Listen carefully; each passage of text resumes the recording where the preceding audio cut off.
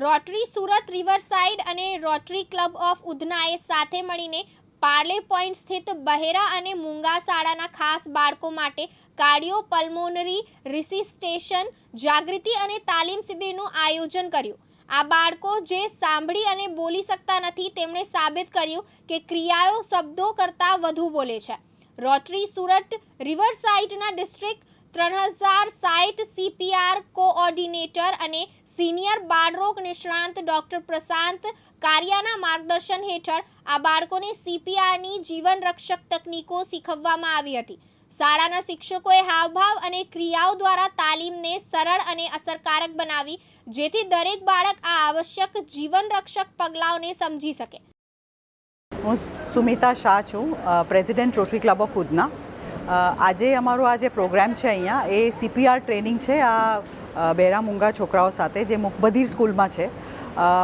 CPR training બહુ important છે કારણ કે ગમે ત્યાં તમે આવું રસ્તામાં બી કે ઘરમાં બી કોઈને તમે જુઓ કે આવી રીતે પ્રોબ્લેમ છે, શ્વાસ નથી લઈ શકતા, તો એમાં શું કરવાનું, એમાં ડૉક્ટર પ્રશાંત કારિયા છે અમારા, એ રોટરી ક્લબ ઓફ સુરત રિવરસાઇડના, એ આજે આ બધી ટ્રેનિંગ આપે છે. અને બેસ્ટ છે કે થિયરી તો છે જ પણ એની સાથે બહુ બધી પ્રેક્ટિકલ ટ્રેનિંગ આપે છે આ લોકો બધાને સાથે, સો દેટ એ લોકોને વધારે સારી રીતે સમજ પડે. આપણે આજે મુકબધિર શાળામાં કરવા પાછળનો આપણો આશય શું છે? યુઝ્યુઅલી આપણે આ CPR ટ્રેનિંગ નોર્મલ છોકરાઓ સાથે બી કરીએ છીએ. અમે બધી સ્કૂલોમાં લગભગ બહુ બધી સ્કૂલોમાં કર્યું છે અને બધાને ખબર હોવી જોઈએ. પણ આ લોકો માટે સ્પેશિયલ છે કારણ કે અહીંયા કોઈ કરવા આવતું નથી ને આ લોકોને આઈડિયા કેવી રીતે આવે કે શું કરવાનું. એ લોકો બી ટ્રેન થઈ શકે છે કારણ કે એ લોકોને ઇન્ટેલિજન્સ તો છે જ, ખાલી સાંભળી નથી શકતા અને બોલી નથી શકતા. તો એ હિસાબે એમના ટીચર્સના માધ્યમથી ડૉક્ટર પ્રશાંત કારિયા એમને આ બધી વસ્તુ આખી પ્રોસેસ સમજાવે છે. આજે આપણે અત્યાર સુધી આવા કેટલા કેમ્પો કરી ચૂક્યા? આપણે તો દર વર્ષે લગભગ મનીષભાઈ છે અમારા કમ્યુનિટી કે દર વર્ષે સ્કૂલોમાં કરીએ જ છે અને 5 થી 7 કેમ્પ તો થઈ જ ગયા છે. આનાથી પ્રેક્ટિકલ કેવા ફાયદાઓ થાય છે? પ્રેક્ટિકલ જો આ તમે જુઓ છો કે આ છોકરાઓ એકચ્યુઅલી ડમી પર કરે છે, એટલે એમને જ્યારે એકચ્યુઅલી કરવું પડે, જો કરવું ભગવાન ના કરે કે એમને આવી કોઈ સિચ્યુએશન આવે ઘરમાં કે બહાર, પણ જો એકચ્યુઅલી કરવું પડે તો એ લોકો કરી શકે છે અને આમાં કોઈ લાઈફ એ લોકો બચાવી શકે છે.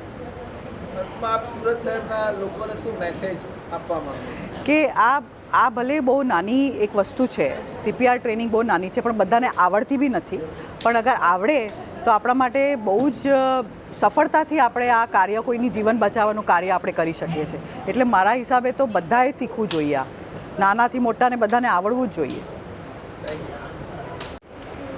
હું ડૉક્ટર પ્રશાંત કારિયા, પીડિયાટિશિયન, અને અત્યારે રોટરી ડિસ્ટ્રિક્ટ 3060માં CPR કોઓર્ડિનેટર તરીકે કામ કરું છું. પ્રશાંતભાઈ, આજે આ મુકબધિર શાળામાં આપણે આજે કેમ્પ કર્યો, આ કેમ્પ કેવો રહ્યો, વિદ્યાર્થીઓને કેવી મજા આવી તે વિશે વાત કરો. અમે 3 વર્ષ પહેલાં પણ અહીંયા કેમ્પ કર્યો હતો અને એ લોકો પાસેથી અમે શીખ્યા કે ભાઈ દરેક વ્યક્તિને CPR શીખવાડી શકાય છે. દુનિયામાં ખાલી 2% લોકો એવા છે કે જેમને CPR આવડે છે, પણ આ લોકોને જ્યારે એક્શન સાથે, ટીચરની હેલ્પ સાથે અમે શીખવાડ્યું તો એ લોકોને એટલી ખબર પડી કે નહીં, છાતીને 30 વાર દબાવવાની છે તો કઈ રીતે દબાવવાની છે, પોઝિશન કઈ રીતે સરખી આપવાની છે એ પણ એમને ખબર પડી. ઇવન 2 વાર શ્વાસ આપવાનો છે, કોને આપવાનો છે, એ લોકો પોતાની રીતે જ જાતે પલ્સ ચેક કરતાં શીખ્યા, શ્વાસ ચેક કરતાં શીખ્યા અને એમણે અમને સાઇન લેંગ્વેજમાં થેન્ક યુ કઈ રીતે કહેવાનું એ પણ શીખવાડ્યું. તો બહુ સરસ એક્સપિરિયન્સ રહ્યો અહીંયા. લગભગ અત્યાર સુધી આપણે કેટલા બાળકોને આ CPRની ટ્રેનિંગ આપણે આપી ચૂક્યા છીએ? 2018થી અમે એક આ મિશન શરૂ કર્યું છે અને દર વર્ષે લગભગ 60 થી 70 સેશન કરતા હોય છે અને એક સેશનમાં ઓન એન એવરેજ 100 થી 200 છોકરા હોય છે. સો એવું કહી શકાય કે છેલ્લા 7 વર્ષમાં 7-1 લાખ છોકરાઓને અમે ટ્રેન કર્યા. ખાલી છોકરાઓ નહીં, ટીચર્સને, ફાયર ઓફિસર્સને, પોલીસવાળાને, એ બધાને જ ટ્રેન કર્યા છે. અને એમ એવો જ છે કે બધાને જો CPR આવડતું હશે તો સડનલી આપણે ત્યાં કમનસીબ એવું છે કે બધાને CPR આવડવું જોઈએ અને મળવું જોઈએ પણ મળતું નથી. એક્ઝામ્પલ તરીકે આપણા president APJ Abdul Kalam, sudden cardiac arrest થયો, ફૂલ ટીમ હતી પણ એમને શિફ્ટ કર્યા પણ કોઈએ ત્યાં જ CPR શરૂ નહીં કર્યું.